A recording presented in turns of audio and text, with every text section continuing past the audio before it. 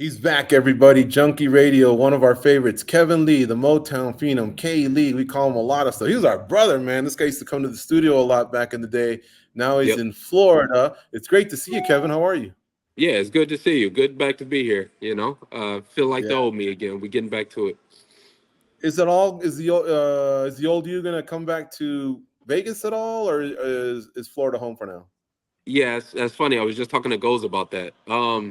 There's a slim possibility that I do, or that I leave Florida and go somewhere else. But for now, I kind of love Florida. There's a very slim possibility that I might end up coming back to Vegas at some point. But for now, I'm happy here. I got my family here. Uh, yeah, home's here. So I'm at Kill Cliff FC still.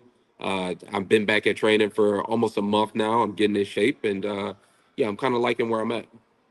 Before Mama Lee had that chat with you, which put things over the top, and you decided to unretire. Were Yep. you already leaning towards it, and was she the nudge that you needed, or did this completely blindside you? No, I always thought about it, right? It's always was in the back of my mind. Even though for that 6 months I didn't watch any fights, I didn't keep up with any fighters, I didn't do any of that, right? But in the back of my mind, it was I've been doing this since I was 16 years old, so it's kind of hard to completely etch it out. And yeah, when she kind of had that talk with me, it kind of put me over the edge. I was doing other things and other businesses and running businesses, and I just didn't feel very fulfilled in doing it. And when she told me like that, the smile in my soul is gone. I was like, okay, all right, I see what I got to do, and even though it's scary, right? Like people don't talk about this, but you have nightmares from losing some of these fights and doing some of these fights. And it's scary to know that I'm putting myself back in that position and I might have to face that again. But I gotta bite down and bite down on the mouthpiece and do it. I mean, it's a part of me. I can't walk away from it yet. Have you kind of packaged your comeback as, let's see how this one goes, and then I'll decide if I'm keeping going, or is it a commitment of like 4 or 5 fights where you can then decide in a couple years whether you want to retire or keep going then? No, it's absolutely 4 or 5, at least 4 or 5, Yeah. if not more. Um, yeah, it's a recommitment to really pursuing and really giving it a good go. As long as I can keep my body healthy, I think that's the number one thing is as long as I can stay healthy and get back in there, and compete healthy and leave the cage healthy, then I'll keep going.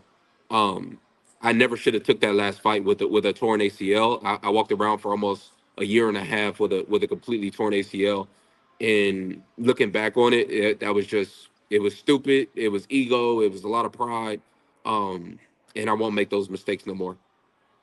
Okay. I imagine fighters, when they talk to us, media, you can Mhm. almost probably sense where we're leading you towards, like with a series of questions, like how was No, camp? really? How's your weight? Things like that. Well, we get the same, right? We get the same vibe from my brother and I. We've done this for Yeah, 17 years. And so yeah, we've seen comebacks. And that's why I asked you that question, because I think too many fighters put too much pressure on that first fight.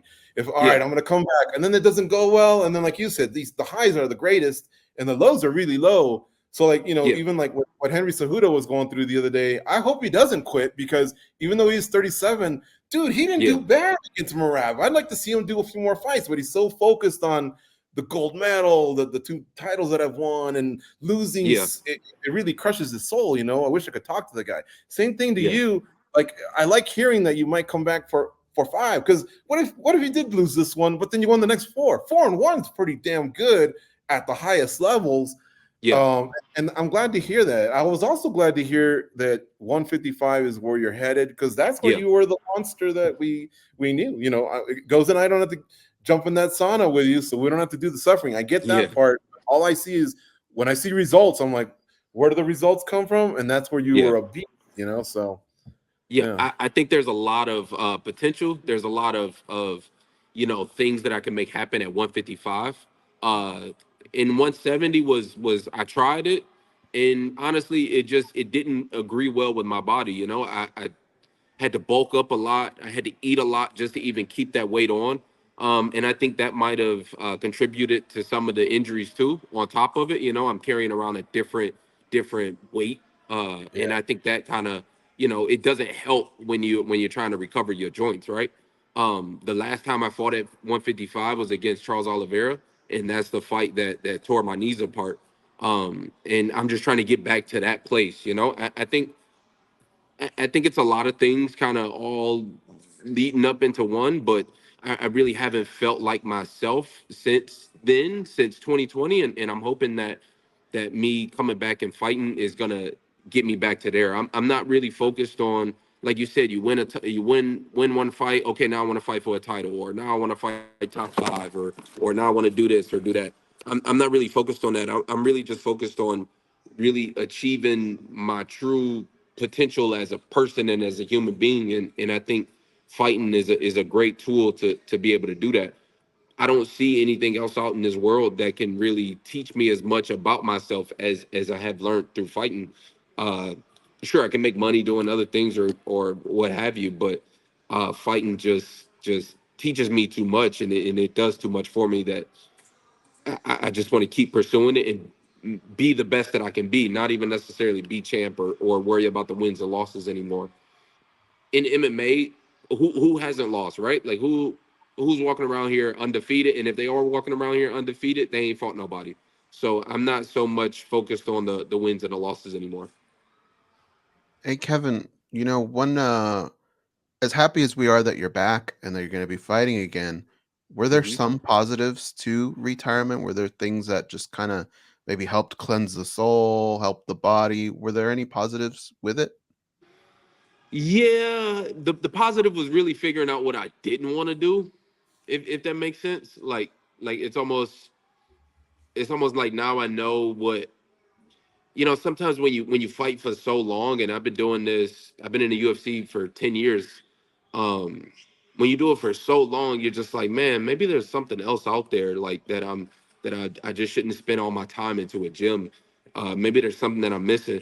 And then you get out there, it's like being in a relationship, right? And then you get out the relationship and then you're like, oh, it ain't shit out here. Like, let me go back to my woman. Like, what am I doing?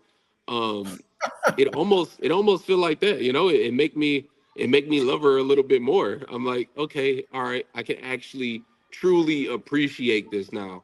Um and, and that's one of the big things about me coming back to 55 is I got you.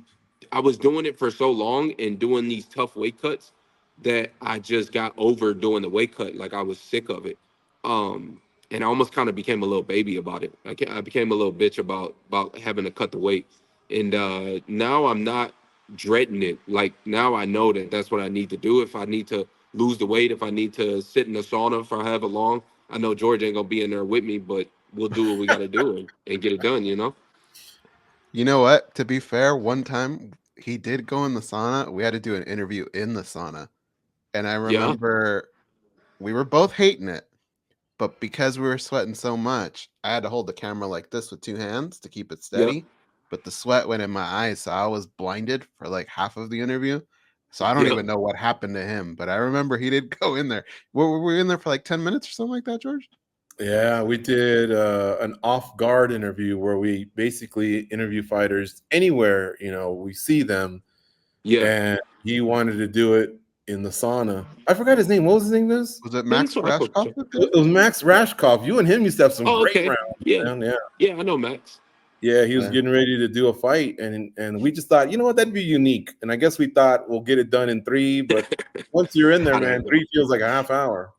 Yeah, it's rough, bro. It's rough. Hey, you It's never rough. We know. got to go through some things to get into this sport, and it's brutal, but it's kind of nice at the end of the day. What else Hey, you gonna Uh, do? Kev, um, I'll let you know something real quick before goes on with this question. Sorry, goes. Um, your boy George, he Hmm. may not get in too many saunas, but he's lost 40 pounds since the last time you saw him. Hey, there we go. There we go. There we Mhm. go. Fist bump, Congratulations. Yeah, that is. That is 40 pounds. Like, 40 pounds. that's nothing to scoff at, man. That's big achievement. That's like going from light heavyweight to, I guess, welter or something So like you and that. Go's almost the same size, huh? Yeah, I need to see a wrestling match. I need to see something, you know? I need to see This guy's something at getting this us in point. saunas, getting us in wrestling matches. Yeah. This has gone off the rails. Hey, Kevin. So let me ask you Yep. about the process of coming back. You make Yep. the decision. I'm sure you consulted family, your manager, and all that. We all hmm just kind of assume a comeback means the UFC. hmm Can you clarify that? And have you had like what's the conversations like there when you talk to matchmakers or Dana or Yep. whoever you talk to? Yeah, I haven't even started talking about contracts yet. That was gonna be something for March. Right now we're at the end of February, I think. So in a few weeks we'll start talking contracts. Honestly, I don't know, and I wish I could give y'all a little more clarity on it, but it's kind of unclear to me. Um, right now I'm just focused on getting in shape. Like that's the number one is making sure my knee is healthy. Uh, as soon as I'm off here, I'll go and do my PT. Um, but yeah, I don't know. We'll talk about contracts and who exactly it'll be with probably in a few weeks.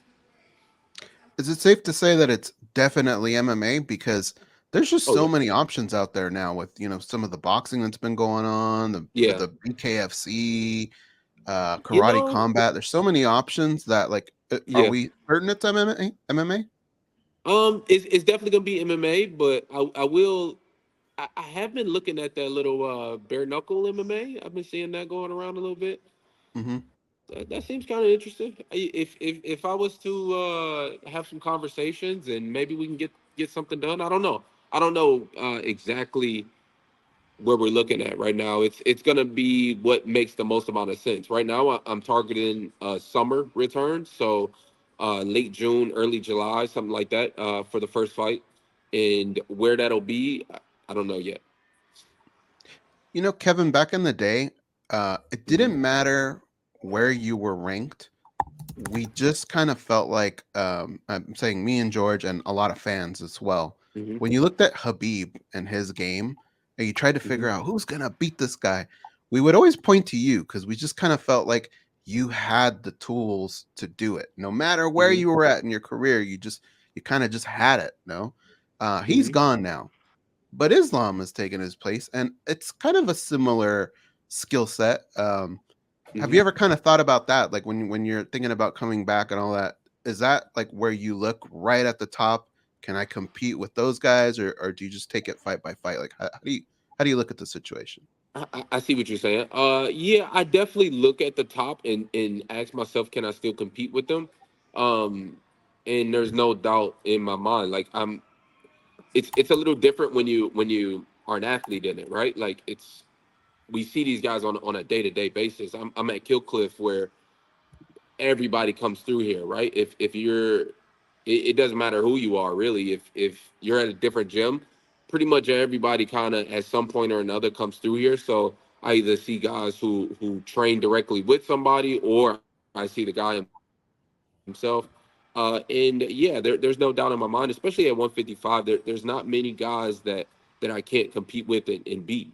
Um, I say without when you take certain fights and you lose certain fights like that last fight with that I lost against Rinat, it kind of made people write me off or something. But if I never took that fight, I mean, I would still be up there with the top 155ers. And that's still where I am, especially if I come back and compete healthily. I don't see many guys out there there's two guys that I kind of see came up that can kind of compete on that same level. Armand, I don't know how you say his last name. Uh, Sarukian? yeah, the ones who getting ready to fight Oliveira, I think. Yeah. He's pretty good. I'll give it to him.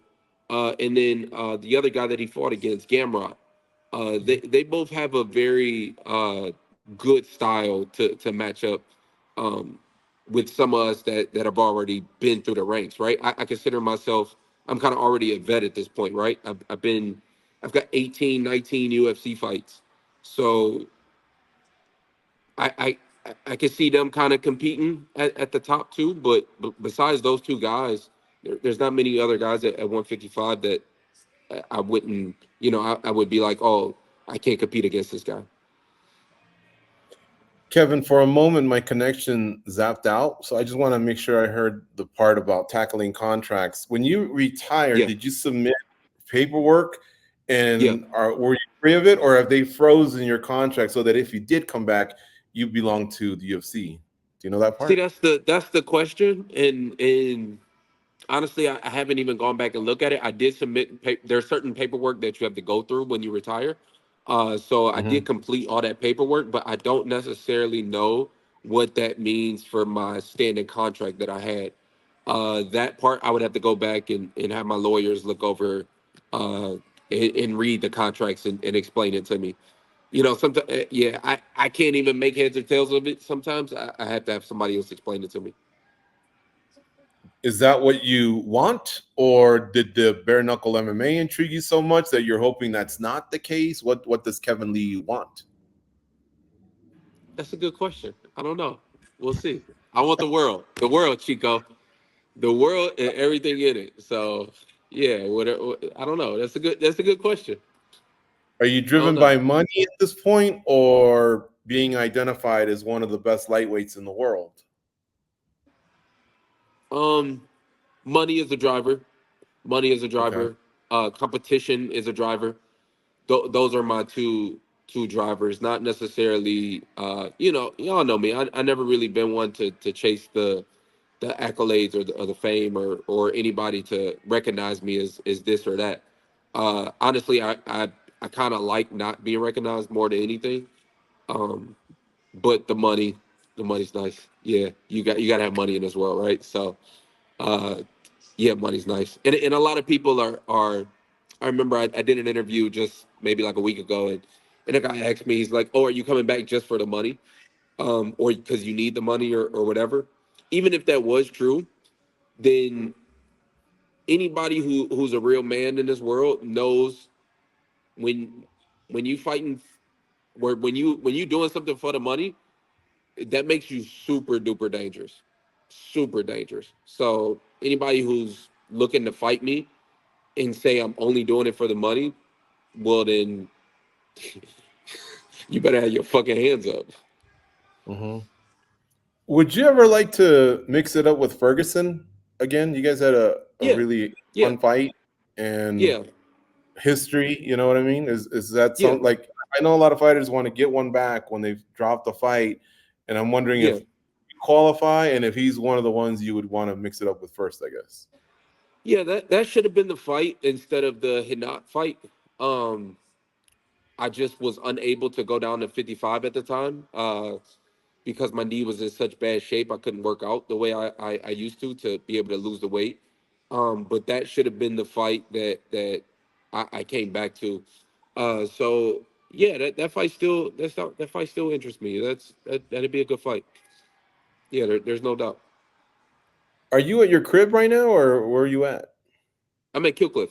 I'm at the gym. Oh, Yeah, I was like, I yeah. I'm think I getting. see some proper 12 in the back. I was like, wow, Kev must be a fan of McGregor's whiskey there. Nah, son. Nah, they. I think they gotta. Actually, let's cut that out anyway. Huh? Hey, I could tell you right now, he's kind of How like, about that? He don't this pay me is the nothing. old Kevin Lee. Like he's back as far as like his smile, all that. Uh, I'm happy, dude.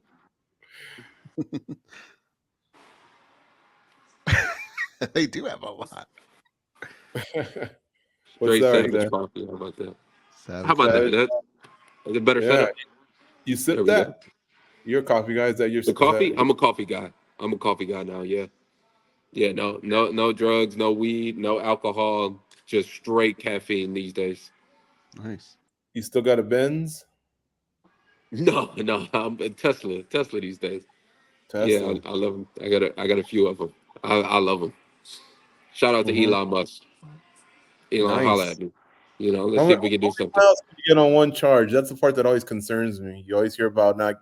You hear in the winter, a lot of people are trying to charge, and stations got frozen. And Yeah, I never had a single issue with that.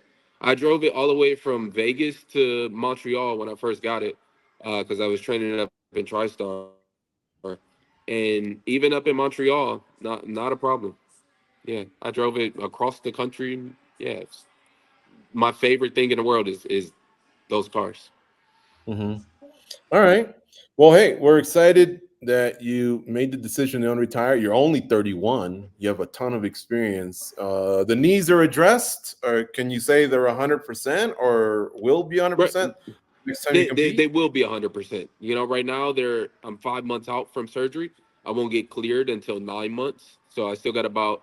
I'm at maybe the halfway point of recovery. You know, and these things just take time. Like I'm pretty sure you guys know, like you've been through surgeries and stuff like that. This is the third surgery that I've had on this knee. Um, so yeah, it's gonna take time. It's gonna take 9 months, and then it'll be 100%. I just got to stop it from re-tearing this next time, but I got a real strong feeling about this one. Right on. All right. Thanks for the time as always. Good to see you. Good to see you smiling, like Mama Lee says. Can't There wait you for the go. comeback. And hopefully, once you've already pinned down an opponent, a Yep. location, the promotion, all the deets, we can have Yep. you back on Junkie Radio. Yeah, we'll talk. We'll talk. You know, you guys know me. If I say I'm gonna do it, I'm gonna do it. I don't know exactly. I wish I had more info to give y'all to you know, kind of nail it down and make some breaking news. But in time, all this stuff comes in good time.